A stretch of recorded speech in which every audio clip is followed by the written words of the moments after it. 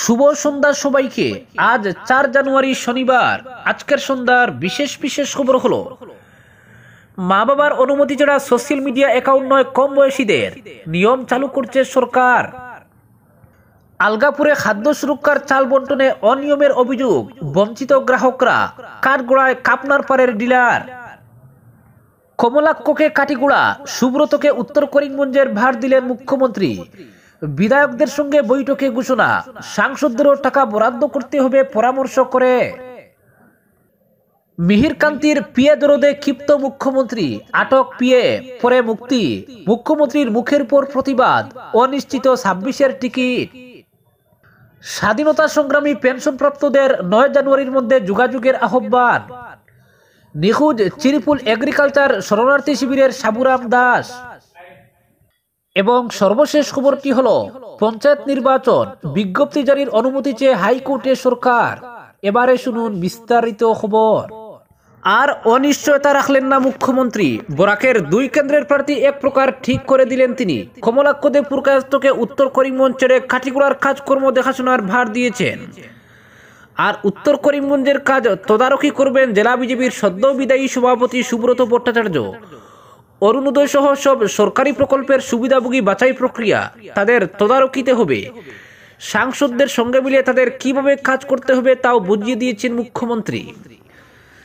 26-এর বিধানসভা ভোটকে সামনে রেখে গত বৃহস্পতিবার দিশপুরে বিজেপির বিধায়ক সাংসদদের সঙ্গে যেদিন জোড়া বৈঠক করেছেন মুখ্যমন্ত্রী, তাতে অনেক কিছু স্পষ্ট করে দিয়েছেন। নিজেদের কেন্দ্রে বিধায়কদের কিভাবে কাজ করতে হবে তার স্পষ্ট নির্দেশনা যেমন দিয়েছেন, তেমনি দলের সাংসদদেরও বুঝিয়ে দিয়েছেন কোথায় এলাকা উন্নয়নের তহবিল ব্যয় করতে হবে। আবার দলের বিধায়ক না থাকা কেন্দ্রগুলিতে কি হবে কাজের স্ট্র্যাটেজি, সেটাও নির্ধারণ করে দিয়েছেন তিনি। আনুষ্ঠানিকভাবে দলে যোগ না দিলেও কংগ্রেস ছেড়ে বিজেপিমুখী হয়েছেন বিধায়ক কমলাক্ষদে পুরকায়স্থ। মুখ্যমন্ত্রীর উন্নয়নের গতিকে সমর্থন করে গেরুয়া পতাকার নিচে আশ্রয় নিতে চাইছেন তিনি। সেই সঙ্গে নিরাপদ কেন্দ্র হিসেবে উত্তর করিমগঞ্জ ছেড়ে মনোনিবেশ করছেন কাঠিগুড়া কেন্দ্রে। মুখ্যমন্ত্রীর ইঙ্গিতেই বেশ কিছুদিন ধরে কাঠিগুড়ায় কাজ করছেন তিনি। গত বৃহস্পতিবার দলের বিধায়ক সাংসদদের সঙ্গে বৈঠকে মুখ্যমন্ত্রী সেটা ঘোষণাই করে দিয়েছেন। উত্তর করিমগঞ্জ ছেড়ে কাঠিগুড়া কেন্দ্রেই যাচ্ছেন তিনি। একই সঙ্গে উত্তর করিমগঞ্জ কেন্দ্র দেখাশোনার ভার দিয়েছেন জেলা বিজেপির সদ্য বিদায়ী সভাপতি সুব্রত ভট্টাচার্যকে। গত লোকসভা ভোটে করিমগঞ্জ কেন্দ্রে দলের টিকিট প্রত্যাশী ছিলেন তিনি। নতুন জেলা সভাপতি নিয়োগের পর বৃহস্পতিবার বিধান পরিষদীয় দলের বৈঠক ডেকে নিয়ে আসা হয় সুব্রতকে। 5 জন প্রাক্তন বিধায়কের সঙ্গে তিনিও ডাক পান বৈঠকে। মূলত তাকে বৈঠকে ডেকে এনে উত্তর করিমগঞ্জের উন্নয়নের ভার সমঝে দেন মুখ্যমন্ত্রী। ফলে 26-এর ভোটে উত্তর করিমগঞ্জে সুব্রতর টিকিট পাওয়ার সম্ভাবনা উজ্জ্বল হওয়ার অনুমান করা হচ্ছে। দলীয় সূত্রে খবর, কাঠিগুড়া এবং উত্তর করিমগঞ্জে বিজেপির বিধায়ক নেই, তাই ওই 2টি কেন্দ্রে অধিক গুরুত্ব দিচ্ছেন মুখ্যমন্ত্রী। একই সঙ্গে কাছাড়ের বড়খোলা এবং সোনাই কেন্দ্র বিজেপির দখলে নেই। এর মধ্যে বড়খোলায় সম্ভাবনা রয়েছে, কিন্তু সোনাইয়ে জয়ের আশা নেই। তাই কাছাড় জেলায় বড়খোলা কেন্দ্রেই মনোনিবেশ করতে চাইছেন মুখ্যমন্ত্রী। 3টি কেন্দ্রেই উন্নয়ন সরকারি প্রকল্প রূপায়ণে গতি আনতে চান। তাই বরাকের 3 সাংসদকে এ ব্যাপারে নিজেদের দায়িত্ব বুঝিয়ে দিয়েছেন তিনি। অপরদিকে ফেসবুক ইনস্টা করতে হলে এবার নিতে হবে মা বাবার অনুমতি। 18 বছরের কম বয়সীদের সোশ্যাল মিডিয়া অ্যাকাউন্ট খোলার ক্ষেত্রে এমনই নিয়ম চালু করতে পারে কেন্দ্র। ডিজিটাল ব্যক্তিগত তথ্য সুরক্ষা আইন 2023-এর খসড়ায় এই মর্মে প্রস্তাব আনা হয়েছে। শুক্রবার ওই খসড়া প্রকাশ করেছে মোদী সরকার। নাগরিকদের থেকে এই প্রস্তাবে মতামত জানতে চেয়েছে তথ্য প্রযুক্তি মন্ত্রক। ইতিমধ্যে অস্ট্রেলিয়ায় 16 বছরের কম বয়সীদের সোশ্যাল মিডিয়া ব্যবহারে নিষেধাজ্ঞা জারি হয়েছে। অপ্রাপ্তবয়স্কদের সোশ্যাল মিডিয়া ব্যবহারের ক্ষেত্রে ডিজিটাল ব্যক্তিগত তথ্য সুরক্ষা আইন 2023-এর খসড়ায় কড়া নিয়মের কথা বলা হয়েছে। অল্প বয়স থেকে ব্যক্তিগত তথ্য সুরক্ষায় জোর দিতে চাইছে কেন্দ্র। ফলে মা বাবার অনুমতি ছাড়া 18 নিচে কেউ সোশ্যাল মিডিয়া অ্যাকাউন্ট খুলতে পারবে না। এক্ষেত্রে কি কি সুবিধা এবং অসুবিধা হতে পারে তা নিয়ে জানতে মতামত চাওয়া হয়েছে সাধারণ মানুষের থেকে। সরকারি ওয়েবসাইট myjobi.in এ মতামত ব্যক্ত করতে পারবেন সকলেই। আগামী 18 ফেব্রুয়ারি থেকে নিজেদের মতামত জানানোর সুযোগ মিলবে। অপরদিকে নিখোঁজ চিরিপুল এগ্রিকালচার শরণার্থী শিবিরের সাবুরাম দাস। চিরিপুল এগ্রিকালচার শরণার্থী শিবিরের সাবুরাম দাস নামের এক যুবক 3 দিন থেকে নিখোঁজ।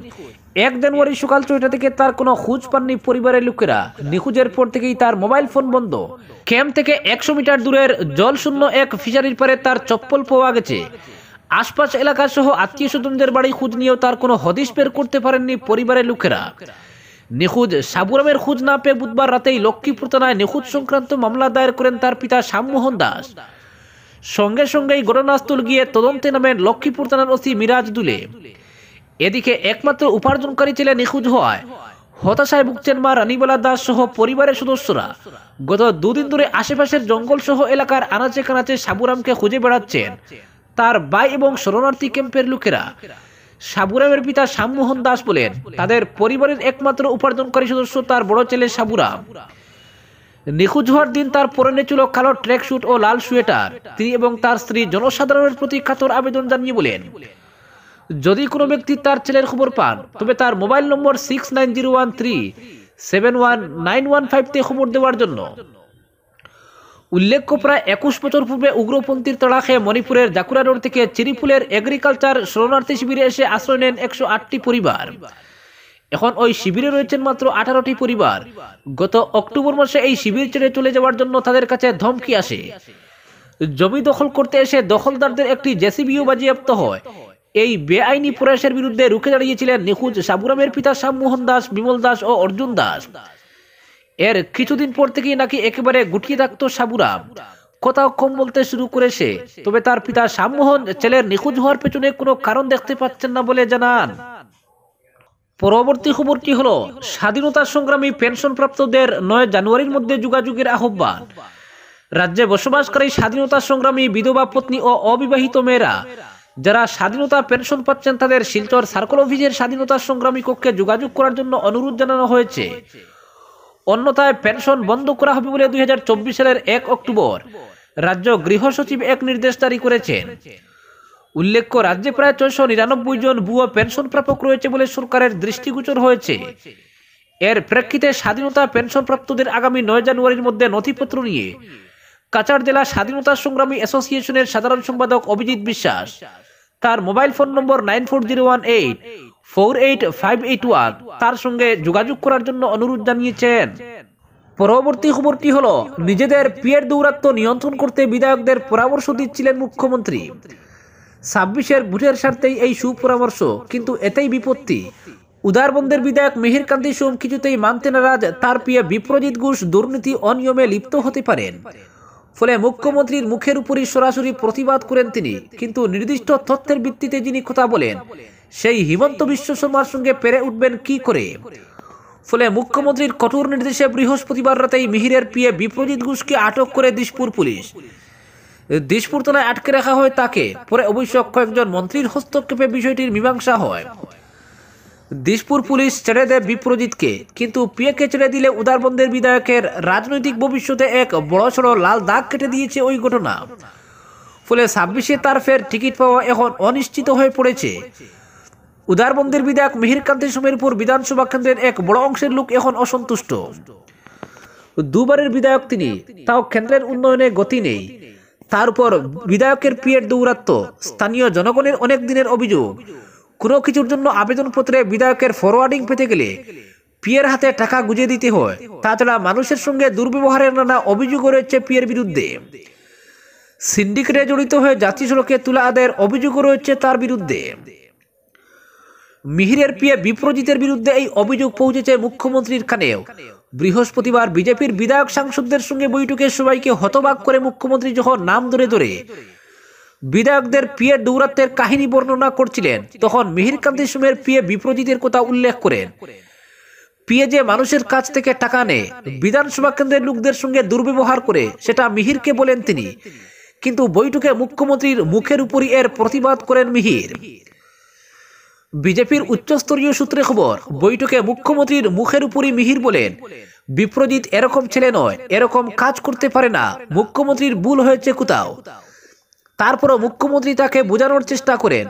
পিয়ের জন্য উদারবন্দের লোকেরা যে বিধায়ককে খারাপ পাচ্ছেন সেটা বলেন তিনি। কিন্তু নিজের পিয়ের কুকীর্তি ডাকার চেষ্টা করতে থাকেন মিহির নিজে। পিয়ের জন্য এত দরদ কেন, সেই প্রশ্ন করেন মুখ্যমন্ত্রী। কিন্তু বার কয়েক উদারবন্দের বিধায়ক নিজের পিয়ের দোষ ডাকার চেষ্টা করায় ক্ষুব্ধ হন মুখ্যমন্ত্রী। জানা গেছে, প্রচন্ড ক্ষিপ্ত হয়ে বৈঠকে বসে মুখ্যমন্ত্রী কাছাড়ের পুলিশ সুপারকে নির্দিষ্ট অভিযোগের ভিত্তিতে মিহিরের পিএ বিপ্রজিতের বিরুদ্ধে ব্যবস্থা গ্রহণের নির্দেশ দেন। ফলে বিপ্রজিতের খোঁজ শুরু করে police. Cachar police mobile track করে জানতে পারে বিপ্রজিৎ গুয়াহাটিতে। তাই কিছুক্ষণের মধ্যে দিশপুর পুলিশ বিধায়ক আবাস থেকে আটক করে মিহিরের পিএকে থানায় নিয়ে যায়। তবে বিষয়টি অন্যদিকে মোড় নিচ্ছে দেখে বৈঠকে মধ্যাহ্নভোজনের বিরতির সময় কয়েকজন মন্ত্রী হস্তক্ষেপ করেন। 3 মন্ত্রী একসঙ্গে মিহিরকে মুখ্যমন্ত্রীর কাছে নিয়ে যান বিষয়টি মিটিয়ে ফেলতে। এতে বরফ গলে রাগ পড়ে মুখ্যমন্ত্রীর। ফলে মন্ত্রীদের হস্তক্ষেপে দিশপুর থানা থেকে ছেড়ে দেওয়া হয় মিহিরের পিএ বিপ্রজিৎকে। কিন্তু ওই ঘটনা উদারবন্দের বিধায়কের রাজনৈতিক ক্যারিয়ারেই লাল দাগ কেটে দিয়েছে। কারণ মুখ্যমন্ত্রী হিমন্ত বিশ্ব শর্মা ক্ষুণ্ণ হলে টিকিট পাওয়ার যে আর কোনো উপায় নেই, সেটা গেরুয়া শিবিরে কারো অজানা নয়। জানা গেছে বৃহস্পতিবারের বৈঠকে মুখ্যমন্ত্রী আরো কয়েকজন বিধায়কের পিএর দুর্নীতির কথা বলে তাদের নিয়ন্ত্রণ করার নির্দেশ দিয়েছেন। কিন্তু মিহিরের মতো কেউ প্রতিবাদ করেননি মুখ্যমন্ত্রীর মুখের উপর। ফলে ঘটনা এতদূর গোড়ায়নি। তাই উদারবন্দে মিহির যে ফের বিজেপির টিকিট পাবেন তা নিয়ে এখন গুরুতর সংশয় তৈরি হয়েছে। এমনিতে উদারবন্দে টিকিটের চেষ্টায় রয়েছেন প্রাক্তন বিধায়ক রাজদীপ গোয়ালা। তারপর বর্ষিয়ান নেতা কবীন্দ্রপুর কায়স্থের ছেলে কোনাথপুর কায়স্থ সেখানে টিকিটের প্রধান দাবিদার। কোনাথকে বিধানসভা ভোটে টিকিট দেওয়ার কথাও দিয়ে রেখেছেন মুখ্যমন্ত্রী। ফলে মিহিরের টিকিট ভাগ্য আগে থেকেই ছিল অনিশ্চিত। কিন্তু বৃহস্পতিবার মুখ্যমন্ত্রীর সঙ্গে তার বাকবিতণ্ডা মিহিরের বিধায়ক জীবনকেই শেষের পর্যায়ে নিয়ে এসেছে বলে মনে করছে রাজনৈতিক মহল। আজকের বিশেষ সংবাদ এখানেই সমাপ্ত।